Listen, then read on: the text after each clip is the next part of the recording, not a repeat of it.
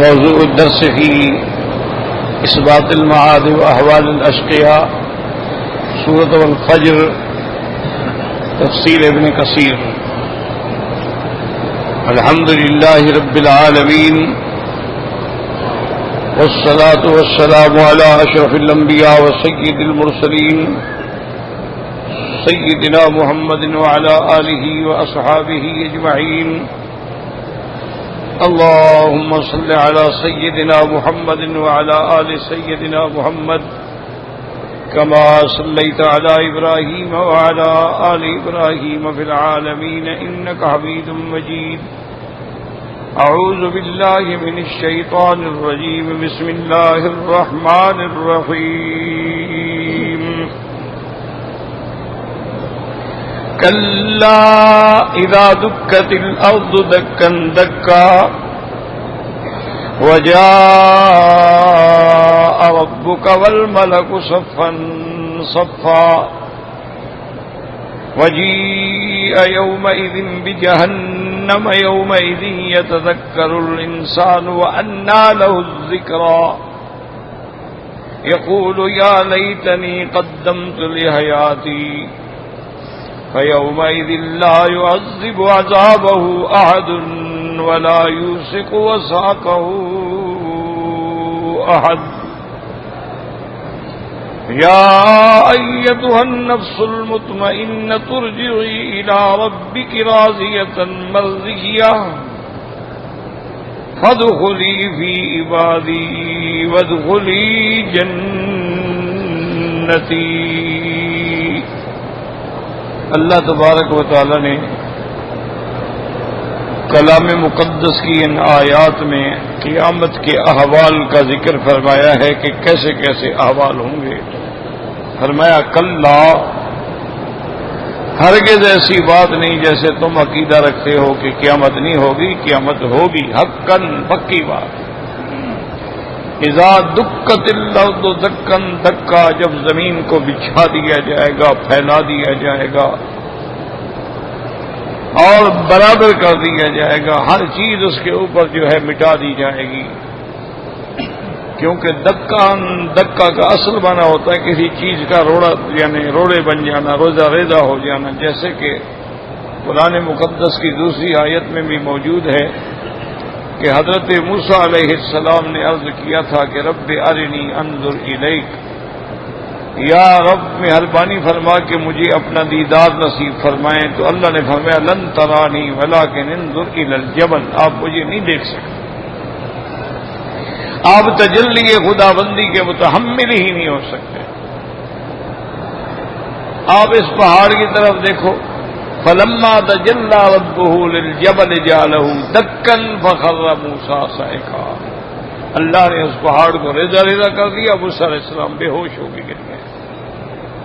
تو اصل یہی ہے کہ چونکہ زمین پر بھی کئی احوال آئیں گے، پہاڑوں کو ہٹایا جائے گا، پہاڑوں کو اڑا دیا جائے گا، خالی جگہوں کو بھر دیا جائے گا، زمین کو پھاڑ دیا جائے گا، اس کے بعد زمین کو بدل دیا جائے گا. یوم تبدل الارض غیر الارض والسماوات وبرزوا للہ الواحد القہار. اب آگے اللہ فرماتی ہے وجاء ربک والملک صفا صفا. یاد رکھو کہ ان آیات میں بہت سارے علماء جو ہیں وہ تو تعویل کرتے ہیں کہ جا رب کا، جب آئے گا رب تیرا، وہ کہتے ہیں تیرے رب کا جب حکم آئے گا.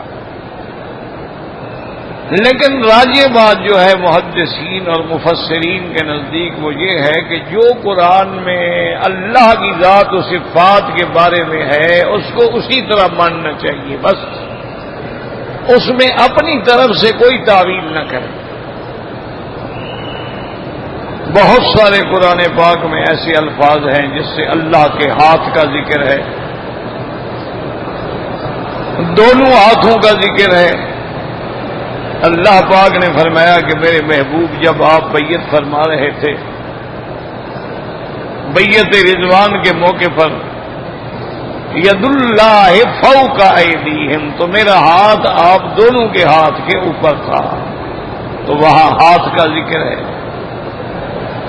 اللہ کے دونوں ہاتھ کا بھی ذکر ہے کہ بل یداہ مبسوطتان، اللہ کے ہاتھ تو ہر وقت رحمت کے لیے کھلے ہوئے ہیں۔ اسی طرح اللہ تعالی کی قرآن میں پنڈلی کا بھی ذکر ہے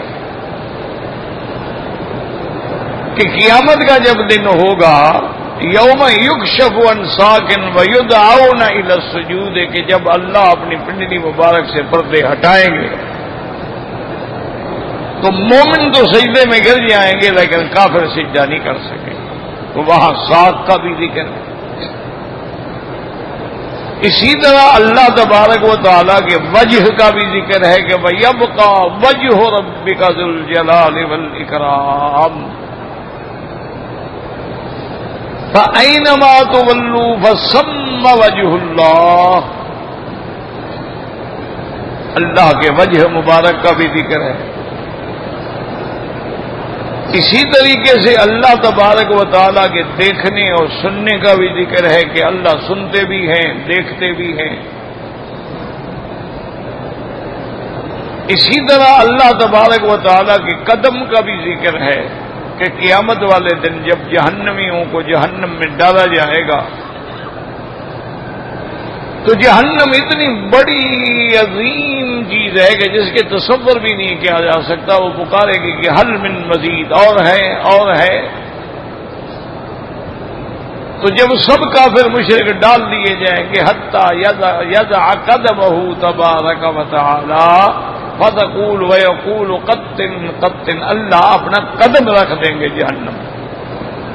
اب جہنم کہے گی میں برداشت نہیں کر سکتی، میں تاپ نہیں لا سکتی، تو آپ کے قدم کا بھی ذکر ہے۔ اسی طرح اللہ تبارک و تعالی نے حضرت نوح علیہ السلام کو حکم دیا تھا کہ وَاصْنَعِ الْفُلْكَ بِأَعْيُنِنَا، آپ بنائیں کشتی میری آنکھوں کے سامنے، تو آنکھوں کا بھی ذکر ہے۔ اور فلک یاد رکھو، فلک کہتے ہیں کشتی کو، اس کے قرآن میں 3 نام ہیں، یاد رکھو۔ ایک نام تو ہے فلک، اور ایک نام ہے سفینہ، اور ایک نام ہے جاریہ۔ جیسے کہ یہاں اللہ نے فرمایا فلک فَاصْنَعِ الْفُلْكَ بِأَعْيُنِنَا، تو لفظ فلک ہے۔ اور اگلی آیات میں وَنَجَّيْنَاهُ وَأَصْحَابَ السَّفِينَةِ، ہم نے نوح علیہ السلام کو اور جو ان کے ساتھ کشتی میں تھے ان کو نجات عطا فرمائی، تو وہاں سفینہ کا ذکر ہے۔ اسی طرح قرآن پاک میں لفظ جاریہ کا بھی ذکر ہے کہ اِنَّا لَمَّا طَغَى الْمَاءُ حَمَلْنَاكُمْ فِي الْجَارِيَةِ، کہ جب پانی حد سے نکل گیا تو ہم نے تم کو کشتی میں سوار کر دیا۔ وَلَهُ الْجَوَارِ الْمُنشَآتُ فِي الْبَحْرِ كَالْأَعْلَامِ، تو وہاں بھی جوار سے مراد کشتیاں ہیں کہ جب ان کے قلعہ جو ہے وہ اٹھا دیے جاتے ہیں تو دریاؤں میں ایسے معلوم ہوتا ہے کہ جیسے پہاڑ تیر رہے ہوں۔ تو لہذا 3 نام ہیں، یاد رکھو، ایک فلک ہے اور ایک نام سفینہ ہے اور ایک نام جاریہ۔ تو اب علماء فرماتے ہیں کہ بننے سے پہلے تو فلک ہے کہ اللہ نے نوح علیہ السلام کو حکم دیا کہ آپ بنائیں، تو وہاں فرمایا وَاصْنَعِ الْفُلْكَ، جب بن گیا تو اس کا نام سفینہ ہے، اور جب پانی میں اس کو اللہ نے چلا دیا تو اس کا نام جاریہ ہے۔ اس لیے علماء فرماتے ہیں کہ تینوں نام جو ہیں اس کے مختلف احوال ہیں۔ ایک تو ہے کہ بننے سے پہلے کہ بھی کشتی بناؤ، کیسے بناؤں، اللہ نے جبریل علیہ السلام کو بھیجا کہ سکھلائیں یا نوح علیہ السلام کو، تو اس لیے علماء نے لکھا ہے کہ یہ درخان کا جو کام ہے نا، لکڑی کا، یہ سب سے پہلے دنیا میں نوح علیہ السلام نے کیا۔ سب سے پہلے اللہ نے جبریل علیہ السلام کو بھیجا، انہوں نے آ کر آپ کو تعلیم دی کہ اس طرح لکڑیاں کاٹیں، ایسے تختے بنائیں، ایسے ان کو پھر ہم نے جوڑنا ہے، اور کشتی کو ہم نے ایسی شکل دینی ہے۔ اور کمال قدرت دیکھیں کہ جو اللہ نے نوح علیہ السلام کو نقشہ بتلایا تھا، آج ہزاروں سال گزر گئے لیکن آج بھی نقشہ وہی ہے۔ چاہے جہاز بن گئے، جہازوں کی کئی قسمیں بن گئی، لیکن نقشہ جو تھا وہ اسی طرح کا ہے جو حضرت نوح علیہ السلام کی کشتی کا تھا۔ اس کے علاوہ اور کوئی نقشہ وجود میں نہیں آیا۔ تو اس لیے اور پھر جب اس میں آپ بیٹھ گئے تو اس کو سفینہ کہا گیا، اور جب آپ نے اللہ نے حکم دیا کہ اب یہ دریا میں چلیں تو اب جاریہ کہا گیا۔ اسی لیے گھر میں جو مملوکہ ہوتی ہے، بانیاں ہوتی ہیں، ان کو بھی کہتے ہیں جاریہ، کیونکہ وہ بھی تو ہر وقت گھر میں بھاگ رہی ہے نا کام کے لیے۔ جو مالکن ہے وہ تو بیٹھی ہوئی ہے آرام سے، تو اس لیے اس کو بھی جاریہ کے لفظ سے اطلاق کیا جاتا ہے۔ تو بہرحال میرے کہنے کا مقصد یہ تھا کہ وہاں اللہ کی آنکھوں کا ذکر بھی موجود ہے قرآن پاک کے اندر۔ تو بہرحال جتنے قرآن میں اللہ کی صفات ہیں، جتنی اللہ کے اسماء مبارک ہیں، ایک عقیدہ سمجھ لیں کہ نحن نؤمن باللہ، ہمارا اللہ پہ ایمان ہے، وبذاتہ ہی، اس کی ذات پہ ایمان ہے، وصفات ہی، اس کی صفات پہ ایمان ہے، من غیر تکییف ولا تشبیہ ولا تعویل، ہم اس میں کوئی کیفیت یا کوئی مثال نہیں دیں گے۔ اب جیسے کہ اللہ کا عرش سے اترنے کا حدیث میں موجود ہے کہ ہر رات اللہ تبارک و تعالی عرش سے آسمان دنیا میں تشریف لاتے ہیں، ینزل علی السماء الدنیا، اور وہاں اللہ کا حکم ہوتا ہے اور اللہ فرماتے ہیں هل من مستغفر، ہے کوئی مجھ سے گناہوں کی معافی مانگنے والا، ہے کوئی مجھ سے رزق مانگنے والا۔ تو یہ جو تہجد کی گھڑی ہے، یہ جو رات کا آخری حصہ ہے، یہ اللہ کے نزول کا وقت ہے اور رحمتوں کی برسات کا وقت ہے، اللہ کے فیضان کا وقت ہے۔ جو ان اوقات میں محروم ہو جائے گویا کہ وہ محروم ہے۔ یہی تو وقت ہے اپنے مطلب مانگنے کا، اپنی مشکلات کے حل کرانے کا۔ تو اس لیے اب اللہ کا نزول پر ہمارا ایمان ہے، لیکن وہ کیسے اترتے ہیں یہ بحث نہیں کریں گے۔ اللہ کے عرش پر ہونے کا ایمان ہے، لیکن کیسے؟ کما یلیق بشانہ تبارک و تعالی، اللہ آئیں گے حساب کتاب کے لیے، کیونکہ حساب تو اللہ نے دینا ہے نا۔ قیامت والے دن ہم سب اللہ کے سامنے پیش ہوں گے۔ لیوم عظیم یوم یقوم الناس لرب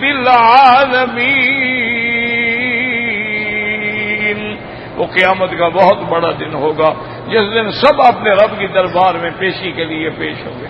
اسی طرح اللہ فرماتے ہیں وَأَشْرَقَتِ الْأَرْضُ بِنُورِ رَبِّهَا وَوُضِعَ الْكِتَابُ وَجِيءَ بِالنَّبِيِّينَ وَالشُّهَدَاءِ وَقُضِيَ بَيْنَهُم بِالْحَقِّ وَهُمْ لَا يُظْلَمُونَ، اور زمین اللہ کے نور سے بھر جائے گی، کتاب رکھ دی جائے گی، گواہوں کو طلب کر دیا جائے گا۔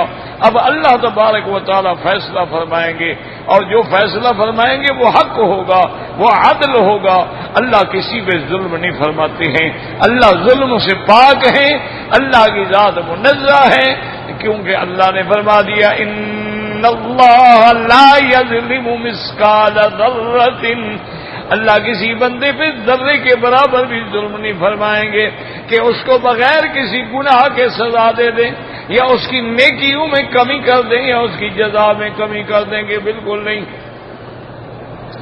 الیوم توفی کل نفس بما کسبت، اللہ فرماتی ہے کہ آج کے دن ہم ہر کسی کی محنت کا پورا پورا بدلہ دیں گے۔ لا ظلم اليوم، کسی پہ آج ظلم نہیں ہوگا، اور اللہ تبارک و تعالی جلدی ساتھ دینے والے ہیں۔ تو یہاں بھی فرمایا وجاء ربک، آیا تیرا رب، ہمارا ایمان ہے میرا رب آئے گا، کیسے کیفیت کیا ہوگی اللہ جانتے ہیں۔ کما یلیق بشانہ وجاء ربک والملک صفا صفا، اور اللہ کے فرشتے جو ہیں وہ صفیں بنا کے کھڑے ہوں گے اللہ تبارک و تعالیٰ کی دربار کے اندر، سب اللہ کی دربار میں حاضر ہوں گے، اولین و آخرین حاضر ہوں گے، انبیاء حاضر ہوں گے، اولیاء حاضر ہوں گے، تمام فرشتے حاضر ہوں گے، سب اللہ کی دربار میں کھڑے ہوں گے، اور وہ عظمت کا دن ایسے ہوگا یوم یقوم الروح والملائکۃ صفا لا يتکلمون الا من اذن له الرحمن وقال صوابا۔ جس دن حضرت جبریل بھی کھڑے ہوں گے، فرشتے بھی کھڑے ہوں گے، لیکن کسی کو طاقت نہیں ہوگی کہ بول سکے، زبان کھول سکے، کسی کو بولنے کی بھی طاقت نہیں ہوگی۔ ہاں اللہ جس کو اجازت دیں گے، اللہ جس کو بولنے کی اجازت دیں گے، اور پھر کہے گا بھی وہ بات جو بالکل ٹھیک ہو، کیونکہ کسی کافر کے لیے بات نہیں ہو سکتی، کسی مشرک کے لیے سفارش نہیں ہو سکتی، کسی اہل بدعت کے لیے شفاعت نہیں ہو سکتی، اس لیے فرمایا رضی لہ قولا۔ اس لیے روز آپ آیت الکرسی پڑھتی ہیں، من ذا الذی یشفع عندہ الا باذنہ، کون ذات ہے جو اس کے دربار میں سفارش کر سکے مگر اس کی اجازت سے۔ اگر اللہ اجازت دیں گے تو پھر شفاعت ہوگی، اللہ اجازت دیں گے تو پھر انبیاء بولیں گے، اللہ اجازت دیں گے تو پھر ہر بندہ بھی بولے گا۔ تو اس لیے فرمایا جاء ربک والملک صفا صفا وجیء یومئذ بجہنم۔ اللہ کے قرآن میں ہے کہ اس دن جہنم کو لایا جائے گا۔ تو اب سمجھیں کہ کیا معنی، جہنم تو موجود ہے، اس میں کوئی شک نہیں، لیکن لایا جائے گا کا کیا معنی ہے؟ صحیح مسلم کے اندر حدیث مبارک ہے، میرے آقا نے فرمایا کہ قیامت والے دن جہنم کو جب لایا جائے گا 70,000 زنجیروں میں جکڑی ہوگی، اور ہر زنجیر پہ 70,000 فرشتہ ہوگا۔ حضور نے فرمایا کہ اگر وہ ان کے ہاتھ سے نکل جائے تو سارے محشر کی مخلوق جو ہے وہ جل جائے، ختم ہو جائے۔ تو لہذا جہنم کو لائے، بھئی اب کیسے جہنم کو لائیں گے؟ وما ذلک علی اللہ بعزیز، اللہ تبارک و تعالیٰ کے آگے کیا مشکل ہے؟ وہ حقیقتاً جہنم کو لے آئیں، ایک جگہ سے دوسری جگہ پہ منتقل کر دیں، تو اللہ کے آگے کوئی مشکل، جب اس کے بنانے پہ قادر ہیں اس کے لانے پہ بھی قادر ہیں۔ اور بعض روایات میں آتا ہے وَبُرِّزَتِ الْجَحِيمُ لِلْغَاوِينَ، اس دن جہنم سب پہ ظاہر ہو جائے گی، گناہگاروں پہ دیکھ لو یہ جہنم ہے، هذه النار التي كنتم بها تكذبون، اے ظالمو یہ وہ جہنم ہے جس کی تم جھٹلاتے تھے، جی کوئی جہنم نہیں، کوئی دوزخ نہیں، کوئی قیامت نہیں، یہ بس مولویوں کے ڈھکوسلے ہیں۔ اللہ فرمائیں گے اب دیکھو اپنی آنکھوں کے ساتھ، اور فرشتے ان کو یہ بھی کہیں گے اللہ کے حکم سے افسحر ھذا ام انتم لا تبصرون، فرشتے کہیں گے وہ ظالمو دیکھ لو جہنم، یہ جادو تو نہیں، تم کہتے تھے نا جادوگر ہیں نبی نہیں ہیں، کہیں یہ جہنم جادو کی بنی ہوئی تو نہیں ہے، ذرا آنکھیں چل کے دیکھو، اندھے ہو نہیں دیکھ رہے ہو۔ انطلقوا الی ما کنتم بہ تکذبون، اور کہیں فرمایا انطلقوا الی ظل ذی ثلاث شعب لا ذلیل ولا یغنی من اللہب انہا ترمی بشرر کالقصر ویل یومئذ للمکذبین۔ اللہ حکم دیں گے چلو اس جہنم کی آگ کی طرف، جس کی آگ جو ہے وہ 3 شاخہ ہوگی، کیونکہ وجہ کیا ہے؟ یاد رکھو کہ بندہ بھی، انسان کے اندر عقیدہ بھی ہوتا ہے، عمل بھی ہوتا ہے، اور اس کے عمل کے علاوہ جوارے کے اعمال بھی ہوتے ہیں، اس لیے جہنم کے بھی 3 شاخیں ہوں گی تاکہ ہر برائی کی سزا مل سکے۔ اور فرمایا وہ جہنم ایسی ہوگی، اب اس کے اوپر جو جہنم سے آگ نکلے گی اور دھواں نکلے گا، لا ذلیل، یہ نہیں کہ کوئی سایہ ہے، وہ دھواں ہے، ولا یغنی من اللہب، وہ جہنم کی شعلوں سے تمہیں نہیں بچائے گا۔ اور جہنم کے شعلے کیسے ہوں گے؟ انہا ترمی بشرر، جہنم کی چنگاریاں ایسی ہوں گی جیسے تمہارے بڑے بڑے محل ہوتے ہیں، اتنی بڑی بڑی چنگاریاں ہوں گی. جس کی اتنی بڑی چنگاریاں ہوں گی تو وہ آگ کیسے ہوگی، اس کی گہرائی کیسے ہوگی.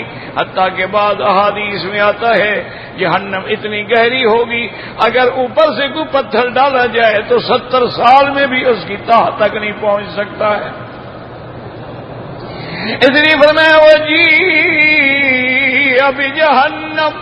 اب جہنم کو لایا جائے گا. یومئذ یتذکر الانسان، اب اس دن انسان آنکھیں کھولے گا. ہائے کاش. اللہ نے فرمایا وَأَنَّىٰ لَهُ الذِّكْرَىٰ، اب تیرے یاد کرنے کا کیا فائدہ، تم نے دنیا میں تو بھول گیا، دنیا میں تو اپنی دولت میں، دنیا میں اپنی عیاشیوں میں غرق رہ گیا، اب یاد آ رہا ہے تمہیں. یومئذ یتذکر الانسان وَأَنَّىٰ لَهُ الذِّكْرَىٰ، اب حسرت سے کہے گا یقول یا لیتنی قدمت لحیاتی، اب کہے گا ہائے کاش میں نے کوئی اچھے عمل کیے ہوتے اس زندگانی کے لیے. اصل زندگی تو آخرت کی ہے، جو ہم اعمال کر رہے ہیں وہ آخرت کی زندگانی میں کام آئیں گے. فَمَن يَعْمَلْ مِثْقَالَ ذَرَّةٍ خَيْرًا يَرَهُ وَمَن يَعْمَلْ مِثْقَالَ ذَرَّةٍ شَرًّا يَرَهُ. اللہ نے فرمایا تیرا ہر عمل جو ہے ہم نے محفوظ کر لیا ہے، ہم نے لکھ لیا ہے، محفوظ ہے لوح محفوظ میں بھی، کتاب میں بھی، اور صحیفہ اعمال میں بھی محفوظ ہے.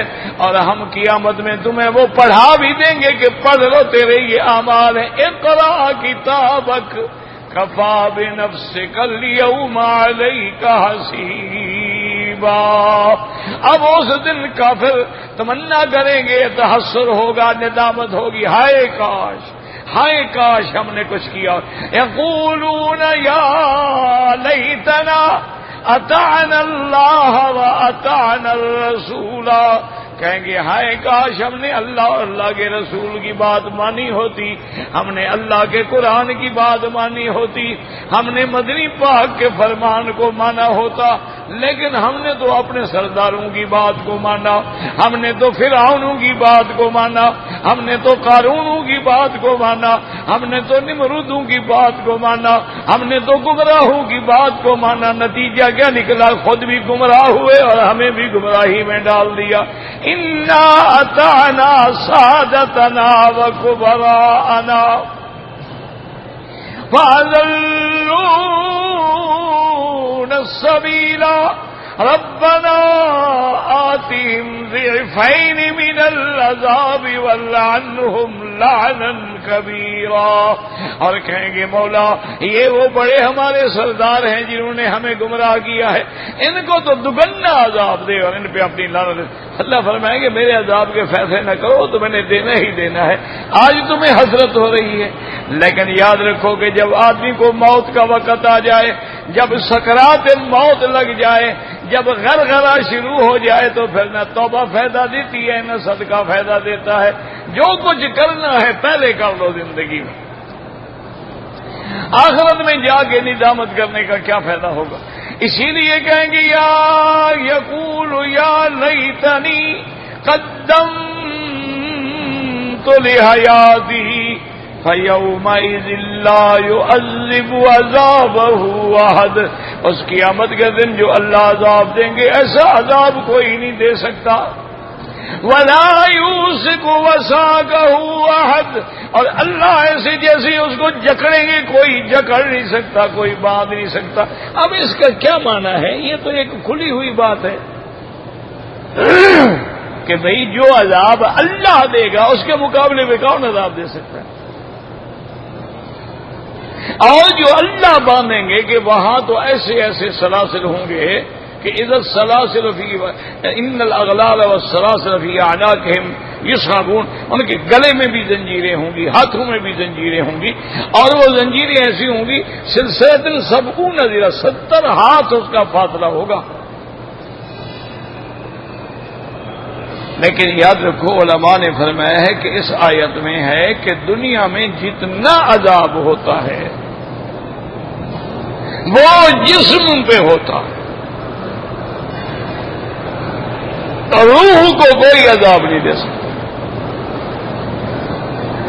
اچھا جی اور اس کو مارا جی، مارتے مارتے مر گیا جی، روح نکل گئی خلاص. روح کو تو کچھ نہیں کر سکتے ہو نا.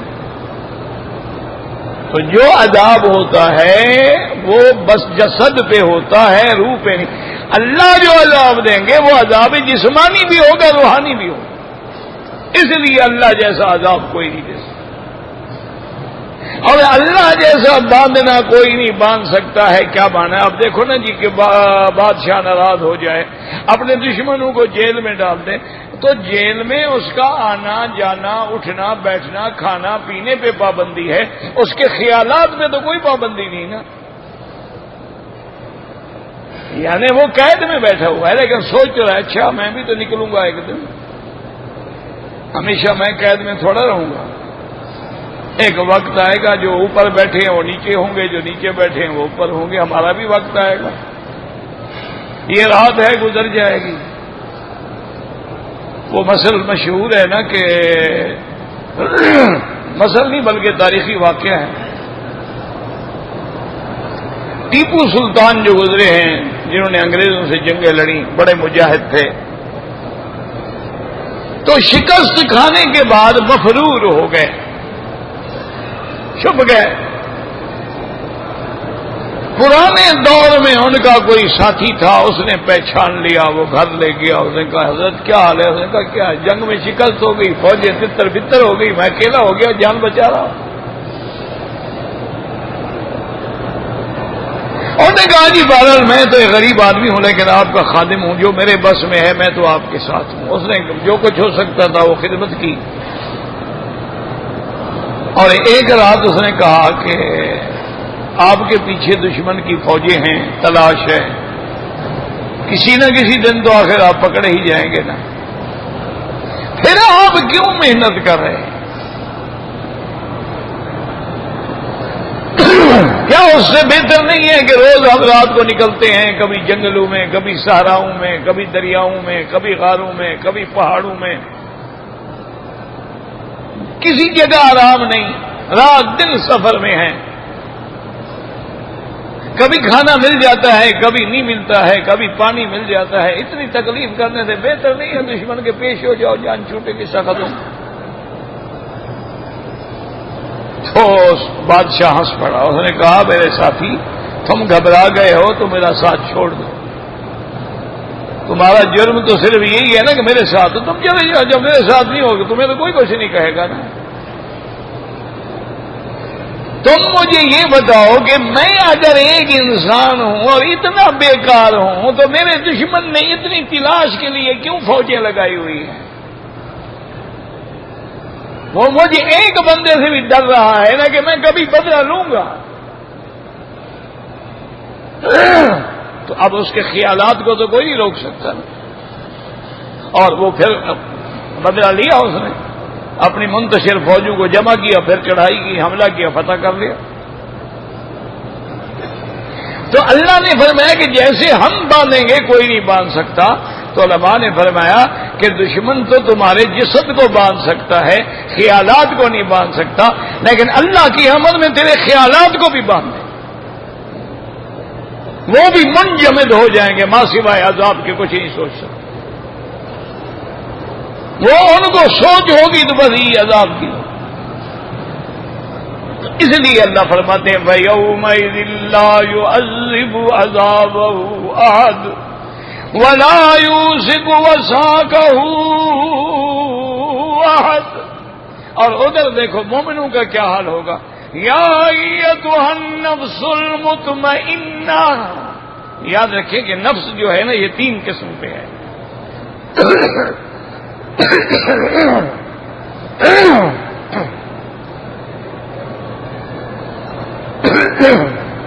ایک تو نفس امارہ ہوتا ہے جو ہر وقت آدمی کو برائی پہ، وہ یار چلو بڑی خوبصورت لڑکی ہے، وہ کمال ہے جناب، بڑی قیمتی شراب ہے، وہ جناب چلو تو صحیح، اس میں اب بڑی طاقت ہے.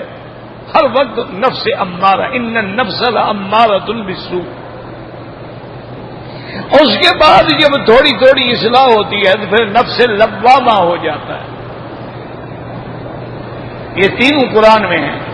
ان النفس لأمارة بالسوء. اور دوسرے مقام میں فرمایا فلا اقسم بیوم القیامت ولا اقسم بالنفس اللوامہ. نفس لوامہ کیا ہوتا ہے؟ جو آدمی کو ملامت کرتا ہے کہ یار یہ بڑی بے حیائی والی بات ہے، یہ بغیرتی والی بات ہے، یہ برائی والی بات ہے، یہ نہیں ہونا چاہیے. یہ نفس لوامہ ہے. اور جب بالکل اصلاح کامل ہو جاتی ہے کہ ہر وقت اللہ کا خیال ہے، اٹھتے بیٹھتے سوتے جاگتے ہر وقت زبان پہ اللہ کا ذکر ہے،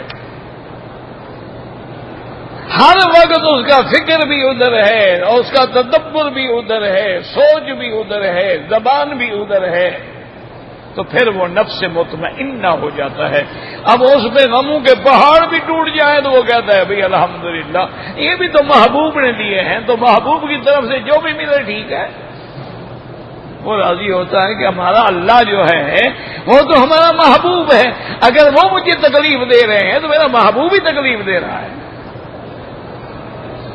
اس کا تکلیف دینا جو ہے وہ بھی میرے لیے کوئی بہتری ہوگی، میری اصلاح ہو رہی ہوگی، میرے اندر کوئی بلا ہے جو ٹھیک نہیں ہو رہی، اس لیے اللہ نے میرے اوپر ایک چیز مسلط کر دی ہے کہ ٹھیک ہو جائے.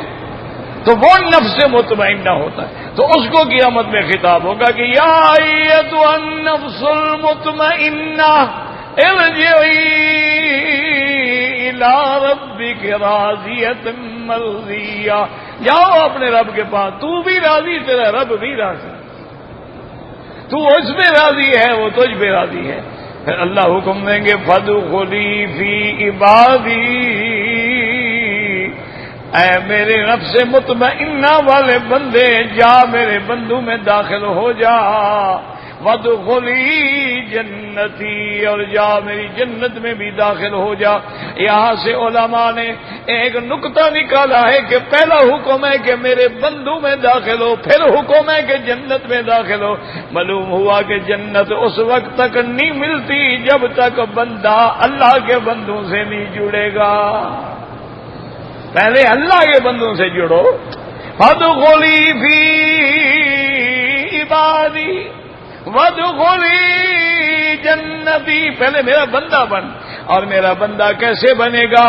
میرا بندہ ایسے بنے گا جب میرے بندوں کے ساتھ رہے گا، ان کی صحبت میں جائے گا.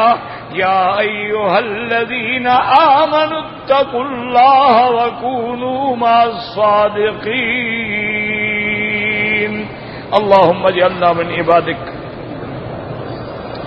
برحمتك يا ارحم الراحمين.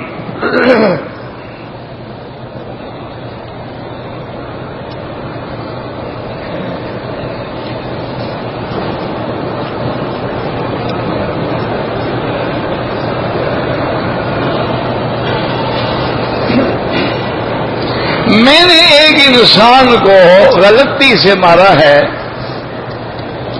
اگر تیری غلطی نہیں ہے تو پھر تجھ پہ سزا نہیں.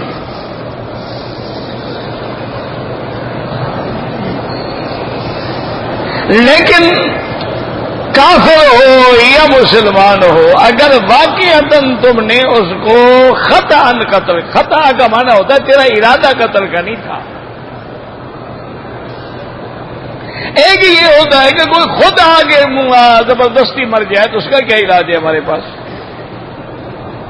ایک ہے کہ تیرا ارادہ مارنے کا نہیں، تو شکار کو مار رہا تھا، اتفاق سے بندوق کسی انسان کو لگ گئی. تم گاڑی چلا رہے تھے آگے، تم نے کافی بچانے کی کوشش کی لیکن انسان نیچے آ گیا. تو اس کے لیے ضروری ہے کہ یا تو اس کے ماں باپ وارث جو ہیں ان کو دیت ادا کرو، یا وہ تجھے معاف کر دیں اور 2 مہینے کے روزے رکھو.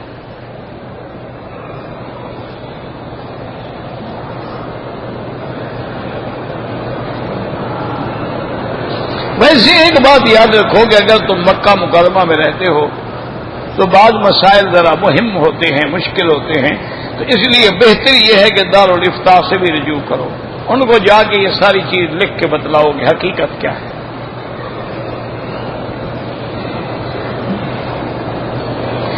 میرے اوپر قرضہ ہے تو قربانی، پہلے قرضہ تو اتارو، قربانی کیا کرو گے؟ ارے قرض اتارو، قربانی تو بعد کا مرحلہ ہے.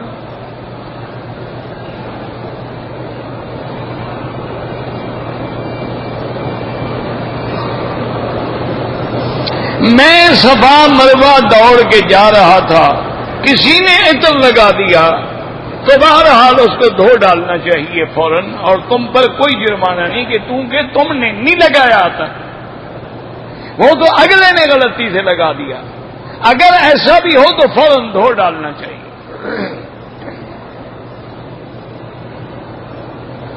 اگر میں نے طواف کیا ہے اور اس کے 2 رکعت جو ہیں وہ مغرب کی اذان کے بعد اور نماز سے پہلے میں پڑھ لوں، کوئی حرج نہیں، کوئی منع نہیں. لیکن امام ابو حنیفہ رحمت اللہ علیہ کے نزدیک افضل یہ ہے کہ مغرب کی نماز کے بعد پڑھا جائے. وہ فرماتے ہیں کیونکہ غروب کے بعد تاخیر نہیں ہونی چاہیے، فوراً مغرب کی نماز کھڑی. لیکن یہاں چونکہ وقت دیا جاتا ہے، اگر کوئی پڑھ لے تو انشاءاللہ ٹھیک ہے، کوئی ایسی بات نہیں ہے. ایک میں تو آپ سے عرض کیا تھا نا، ایک بات ہمیشہ یاد رکھو، یہ جتنے مسئلے ہیں نا، یہ افضل غیر افضل، اولا غیر اولا، مستحب، یہ لڑائی والے مسئلے ہیں ہی نہیں. یہ تو بعض ائمہ فرماتے ہیں کہ بھی مکے میں مثلا ہر وقت نماز جائز ہے. امام صاحب فرماتے ہیں کہ نہیں، حدیث صحیح ہے کہ فجر کے بعد نہیں ہے نماز جب تک سورج نہ نکلے، عصر کے بعد نماز جائز نہیں جب تک کہ سورج ڈوبے نہ. ان کے بعد بھی حدیث ہے، ان کے بعد بھی حدیث ہے. لہذا جھگڑے نہ کیا کریں.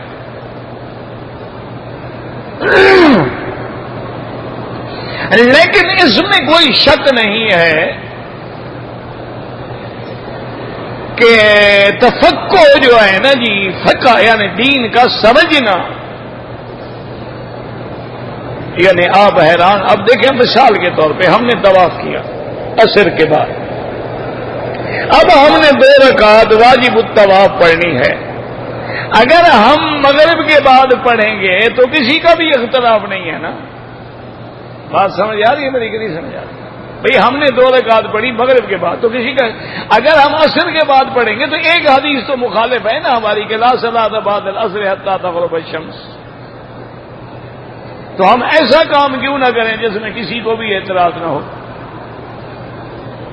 یہ فقہ ہوتی ہے. تو اسی لیے امام شافعی جیسا آدمی بھی کہتا تھا کہ جب ہم فقہی مسائل کو دیکھتے ہیں ایسے معلوم ہوتا ہے کہ سارے لوگ جو ہے نا ابو حنیفہ کے بچے ہیں فقہ میں.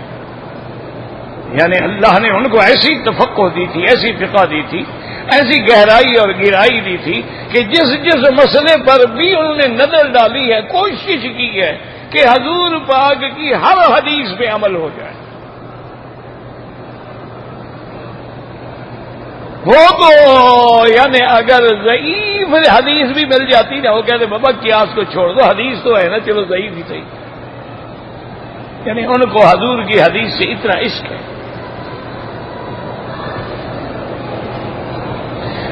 بچہ بیمار ہے، اللہ شفا عطا فرمائے. اللہ ہر مسلمان کے بچے کو شفا عطا فرمائے. اللہ ہر بیمار کو شفا عطا فرمائے. کہتے جی کہ آپ کے پیچھے بندے پرچی لیتے رہتے ہیں اور گندے سوالات لکھتے ہیں. تو لکھتے رہیں، تمہیں کیا تکلیف ہے؟ جس کے اندر جو ہوگا وہی نکلے گا نا. بھائی اب اس برتن میں چائے ہے تو چائے نکلے گی، دودھ ہو تو دودھ نکلے گا، اس کے اندر گالیاں ہیں تو گالیاں ہی نکلیں گی. دینے تو کوئی فرق نہیں پڑتا.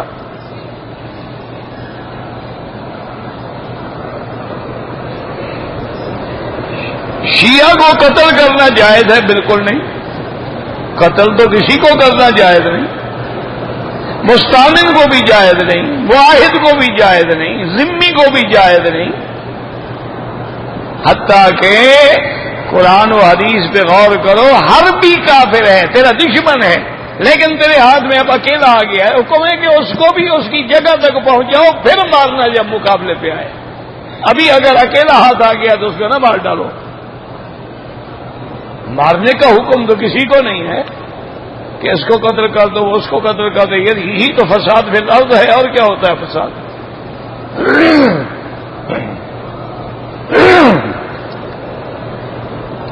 دیکھو نا حضور کی ایک حدیث ہے، سرکار دو جہاں کی حدیث مبارک ہے، من بدل منکم دینہ فاقتلوہ، حضور نے فرمایا جو مسلمان ہو کر کافر ہو جائے، مرتد ہو جائے، اس کی سزا قتل ہے۔ لیکن یہ تھوڑا ہے کہ ہم اس کو قتل کر دیں، اس کو حاکم وقت کے سامنے قصہ جائے گا، حاکم ثبوت مانگے گا، دلائل مانگے گا، گواہی مانگے گا، ثابت ہوگا تو وہ سزا جاری کرے گا۔ یہ نہیں کہ ہر بندہ اٹھ کے خود سزا جاری کر دے۔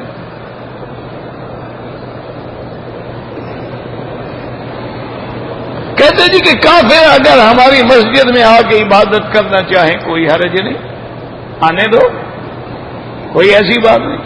حضور پاک نے جب عیسائیوں کا وفد آیا تھا نجران سے، 60 آدمی کا وفد تھا، عبد المسیح کی قیادت میں آیا تھا، انہوں نے کہا تھا کہ حضور ہم نے آپ سے مسائل پہ بات کرنی ہے۔ آپ نے فرمایا ٹھیک ہے۔ تو صحابہ نے پوچھا یا رسول اللہ اتنا بڑا وفد ہے تو بڑے بڑے لوگ ہیں، ان کو کہاں ٹھہرائیں؟ فرمایا مسجد میں ٹھہرا دو۔ تو وہ حضور کی مسجد میں ٹھہرے، حضور کے حکم سے ٹھہرائے گئے۔ صحابہ حیران، حضور نے فرمایا اللہ کے بندو یہ نماز دیکھیں گے، ہمارا قرآن سنیں گے، ان کے دماغوں میں اللہ کا قرآن جائے گا، ہو سکتا ہے ان کی ہدایت کا ذریعہ بن جائے۔ اسی طرح سمامت ابن اسال نجدی کافر تھا، وہ پکڑا گیا، صحابہ نے اس کو پکڑ لیا، وہ احرام باندھ کے عمرے پہ جا رہا تھا دشمن تھا، مشرک، صحابہ کو موقع مل گیا، صحابہ نے پکڑ لیا، حضور کی خدمت میں لیا ہے۔ حضور نے فرمایا اس کو مسجد نبوی کے ستون کے ساتھ باندھ دو، ورنہ وہ باہر تو بندوایا جا سکتا تھا نا۔ اس کو باندھ دیا گیا، وہ سردار تھا اپنے قبیلے کا۔ دوسرے دن حضور پاک آئے، آپ نے فرمایا ہاں بھائی اسامہ کیا خیال ہے تمہارا؟ خود نے کہا یا رسول اللہ میں اپنے خیال پہ قائم ہوں، جو میرا عقیدہ ہے نا میرے باپ دادے والا، میں اسی پہ قائم ہوں، اور اگر آپ مجھے قتل کرنا چاہتے ہیں تقتل ذا ذمۃ، مجھے قتل کر دیں آپ، لیکن یاد رکھیں میرے قتل کے بدلے لینے والے بھی ہیں، اور اگر انصاف ہو، اگر آپ معاف کر دیں تو ایک سردار کو معاف کریں گے، میں اس کا بدلہ دوں گا، اور رہنے دو۔ دوسرے دن حضور نے پوچھا ہاں بھائی، انہوں نے کہا جی میری وہی بات ہے، قتل کرنا ہے کر دو، معاف کرنا ہے کر دو، میں اپنا مذہب دین نہیں چھوڑتا۔ حضور نے فرمایا رہنے دو۔ تیسرے دن اس نے کہا کہ حضور نے فرمایا ہاں بھائی اسامہ اب تمہارا سمامت ابن اسال کیا حال ہے؟ انہوں نے کہا جی وہی میرا کوئی پہلے والا حال ہے۔ میں جاؤ چھوڑ، صحابہ نے میں چھوڑ دو بھائی اس کی رسیاں سے، فرمایا جاؤ چھوڑ دیا میں نے۔ حضور ابھی بیٹھے ہوئے تھے، وہ گھنٹے بھر کے بعد وہ آدمی آیا، غسل کیا، غسل کرنے کے بعد تک کپڑے پہنے آیا، کہنے لگا حضور اب میں کہاں جاؤں، مجھے کلمہ پڑھا دے۔ وہ جو 3 دن قرآن سنتا رہا تو قرآن اتر گیا نا اندر۔ حضور نے کلمہ پڑھا دیا، آپ نے فرمایا اچھا تم؟ اس نے کہا رسول اللہ میں نے منت مانی تھی عمرہ کرنے کی، میں عمرے پہ جا رہا تھا کہ مجھے پکڑ لیا گیا، اور میں جاؤ عمرہ کرو، وہ منت پوری کرو، آپ جو اللہ کے نام پر ہو تو اس کو پورا کرنے میں کوئی حرج نہیں ہوتا۔ تو اس لیے اگر کافر آپ کی مسجد میں آ جاتا ہے آنے دو اس کو۔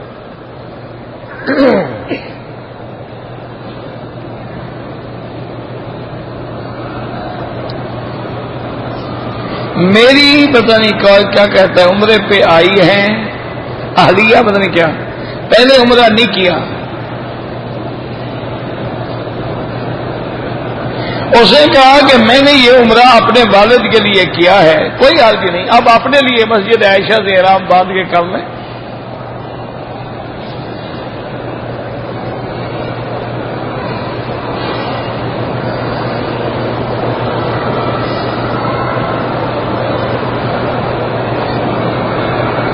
بہرحال گھر سے احرام باندھ کے عمرہ نہیں ہوتا، عمرہ کرنا ہو تو لازم حد حرم سے باہر جانا ہوگا۔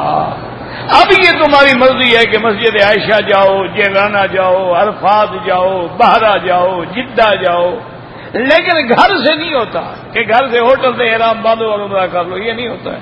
وہ جو حدیث مبارک ہے کہ اہل مکہ من مکہ، وہ حج کے لیے ہے.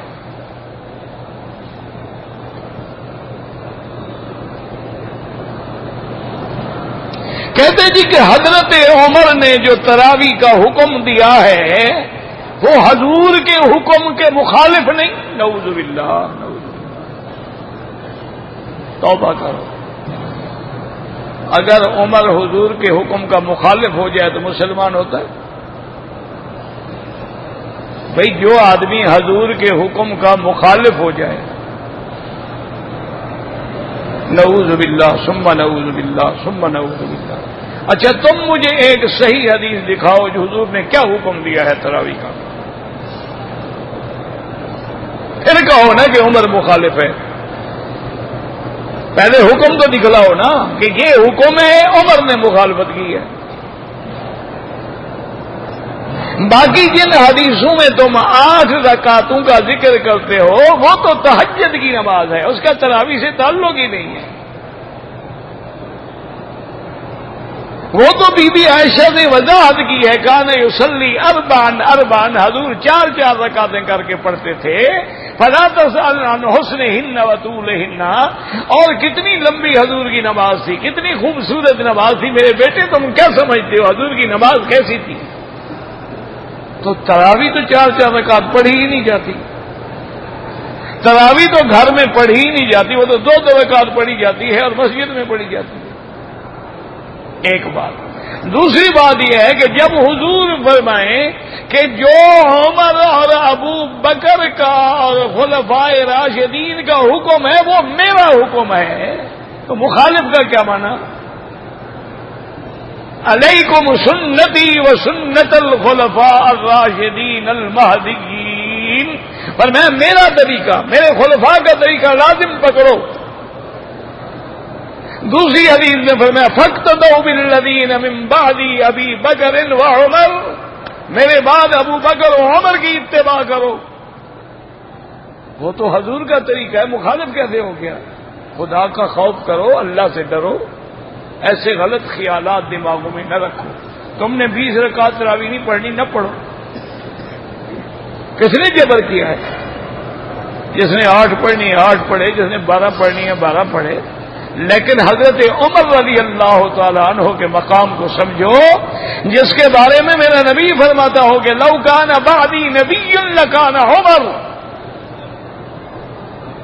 اگر میرے بعد نبوت کا دروازہ کھلا ہوتا تو اللہ عمر کو بھی نبی بناتے. تم اس کو کہتے ہو نبی کا مخالف تھا. انا للہ و انا الیہ راجعون. توبہ کرو. باقی تم 8 پڑھو، تمہاری مرضی. ہم نے تو کبھی نہیں روکا آپ کو کہ 8 نہ پڑھو. یہ میں نے پہلے بھی عرض کیا تھا نا کہ اصل فقہ تو یہی ہے نا. چلو ہم مان لیتے ہیں بھی 8 کی حدیث ہے، 12 کی حدیث ہے، لیکن جو 20 پڑھے گا تو ساری حدیثوں پہ عمل ہو جائے گا. جو 8 پڑھے گا 12 والے بھی گئے، 20 والی بھی گئی.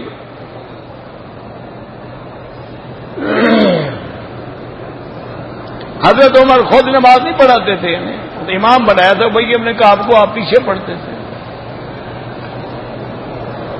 حضرت علی کے زمانے میں بھی 20 رکعت، حضرت حسن کے زمانے میں بھی 20 رکعت، 1400 سال سے 20 رکعت. نہ تمہیں مجھے ایک بات سمجھاؤ، 1400 سال گزر گئے ہیں، ابھی تک تم ان جھگڑوں میں پڑے رہو گے اور حضور کی امت کو لڑاتے رہو گے.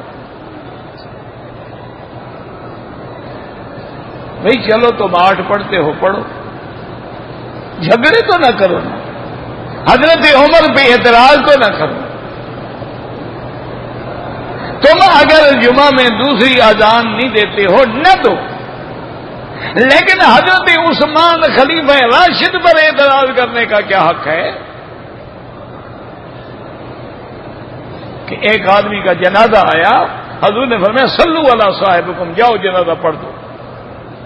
صحابہ حیران ہو گئے کہ حضور تو ایسا کبھی نہیں کرتے تھے کہ کسی کا جنازہ نہ پڑھیں، لیکن آپ نے ہمیں بھی حکم دے دیا کہ جاؤ تم پڑھو. آپ نے نہیں پڑھا. بعد میں صحابہ نے پوچھا تو فرمایا انہ یبغض عثمان، وہ عثمان سے بغض رکھتا تھا، میں اس کے لیے دعا کرنا نہیں چاہتا. عمر عثمان علی خلفاء سے بغض نہ رکھو، ورنہ دشمن یہ تمہارے باتیں جو ہے نا اس کو دلیل پکڑتا ہے کہ جناب نبی کے دین کو تو عمر نے بھی نہیں مانا، بدل دیا،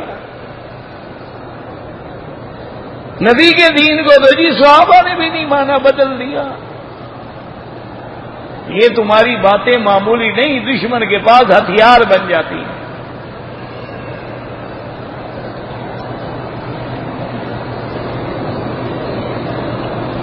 اگر عمرے کے بعد کوئی کبیرہ گناہ ہو جائے توبہ کرو، بس کبیرے گناہ کا علاج ہی توبہ ہے، سچے دل سے توبہ کرو۔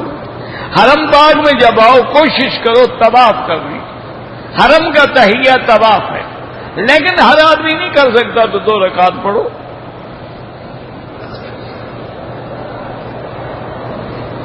ہر نماز کے ساتھ میں قضا پڑھتا ہوں، تمہاری مرضی ہے، ایک رات میں 5 قضا پڑھ لو، 10 کر لو، ایک پڑھتے رہو۔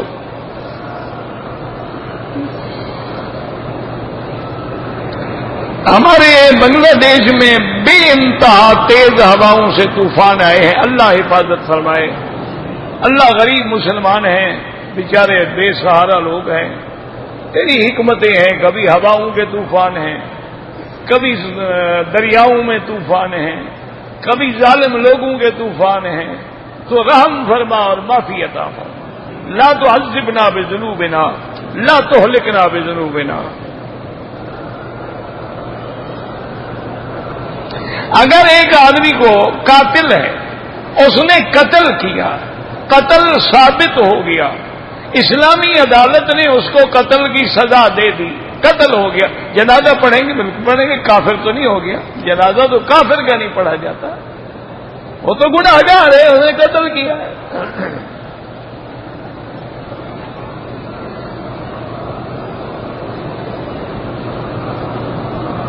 میں کہ کسی نے نہیں کہا کہ ہم نے خواب دیکھا ہے یا خواب میں ہمیں یہ حکم ہوا ہے، یہ لوگوں نے گھڑے ہوئے ہیں کس سے۔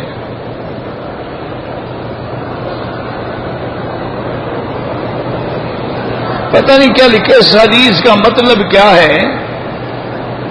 ایک ایسا زمانہ ہوگا صبح کو مومن، ہاں وہ ہے کہ یصبح الرجل مؤمنا ویمسی کافرا۔ حضور نے فرمایا ایک دور ایسا آ جائے گا، فتنے اتنے عام ہو جائیں گے کہ صبح کو آدمی اچھا بھلا مسلمان ہوگا، شام کو کافر ہو جائے گا۔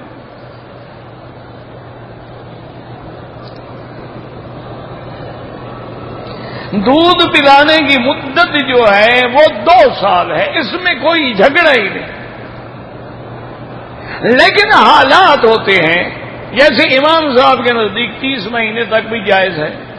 اچھا، بعض حالات ہوتے ہیں بچے 4 سال تک بھی دودھ نہیں چھوڑتے، تو وہ اضطراری کیفیات ہیں، مدت 2 سال ہے۔ حولین کاملین لمن اراد ان یتم الرضاعہ۔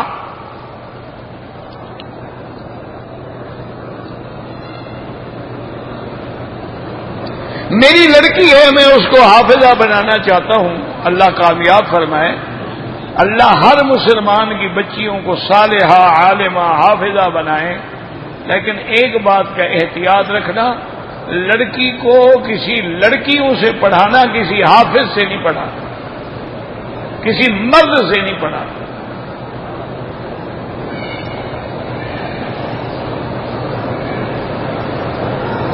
چاندی یہ نقد 1000 یہ ناجائز ہے، نقد 1000 کا، ادھار 1200 کا۔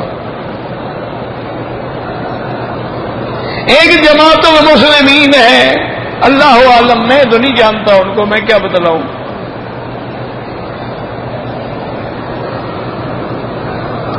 میں نے احرام کی حالت میں وضو کیا تو وضو کی حالت میں میری داڑھی سے 2 بال گر گئے، کوئی بات نہیں، کیونکہ یاد رکھو کہ بال وہی گرتا ہے جو بال مردہ ہوتا ہے، زندہ بال کبھی نہیں گرتا۔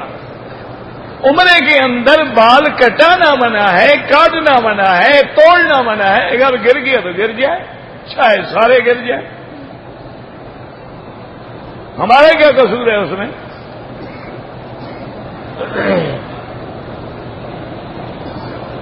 مسجد عائشہ میں جو عمرہ کرتے ہیں، یہ حدیث سے ثابت ہے، حدیث سے ثابت نہیں ہے، لوگوں نے ایسے وہاں میقات کی مسجد بنا دی ہے۔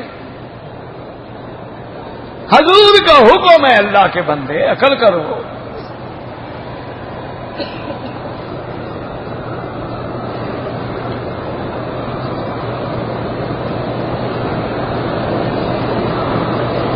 میرے اوپر قرضہ ہے، میں نے عمرہ کیا، عمرہ آپ کا ٹھیک ہے، قرضہ ادا کرنے کی نیت کرو، کرتے بھی رہو۔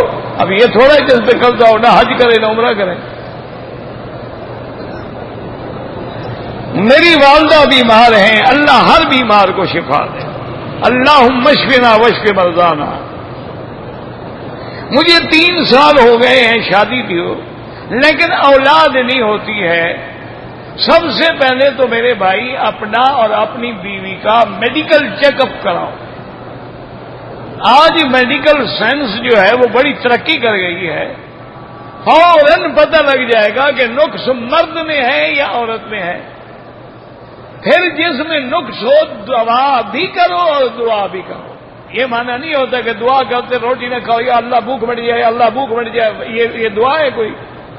اسباب پہ بھی عمل کرنا پڑے گا اور پھر دعا بھی کرو گے۔ یعنی جیسے بزرگوں نے کہا ہے کہ اونٹ کا گھٹنا بھی باندھ دو اور توکل اللہ پہ کرو۔